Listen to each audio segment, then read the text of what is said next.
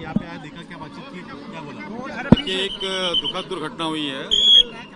Through pass train हो रही थी और जो पैसेंजर्स थे ना,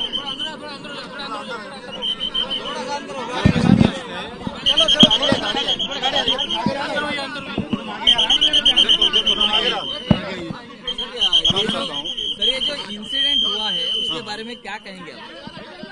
देखिए ये ट्रेन जाने दो आप। थ्रू ट्रेन थी, पैसेंजर जो थे वो गेट के ऊपर में लटक रहे थे और यहाँ पे आप देख रहे हो जैसा कर्व है, शार्प कर्व है, कोई रेस पास नहीं है। पैसेंजर्स लटकने के कारण अगर किसी कारण से उनका हाथ छूटा होगा और काफी संख्या में रहे होंगे, रस हो रहता है, इस कारण उस टाइम पे कई लोग गिरे और गिरने के कारण उसमें कुछ लोगों की जानें गई हैं और कुछ लोग हॉस्पिटल में हैं। रेलवे के डिब्बे में कुछ झगड़ा भी चल रहा था, उनका धक्का लगा और ये इंसिडेंट हुआ, ऐसा भी कहा जा रहा है। नहीं, ऐसी कोई जानकारी हम लोगों को नहीं है। सर, ये शार्प टर्न जो है इसके बारे में कई सारी जो प्रवासी संगठन है उन्होंने कंप्लेंट्स भी की थी।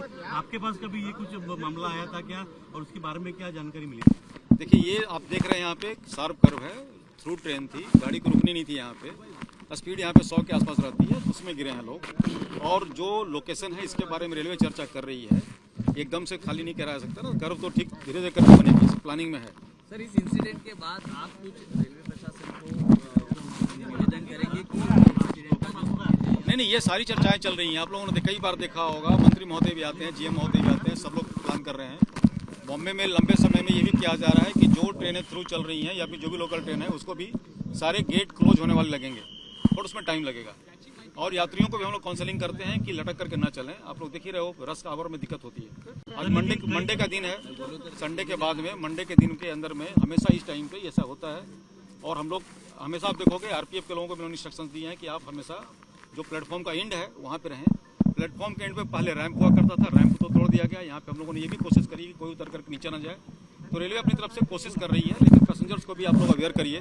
सर, डोर बंद करने के बारे में बातचीत हो रही है। हाँ, तो अभी उसके बारे में कैसे आगे आपको इंस्ट्रक्शन आए, कुछ आए क्या आपने? ये प्लानिंग में है। आप समझते हैं कि ये सारे कोचेज जहाँ बन रहे हैं ना, जो पुराने कोचेज हैं धीरे धीरे करके हटेंगे। इसके अलावा भी हम लोग प्रयास कर रहे हैं। पहली चीज़ तो यही है कि यात्रियों को काउंसलिंग करना एक दुखद घटना है।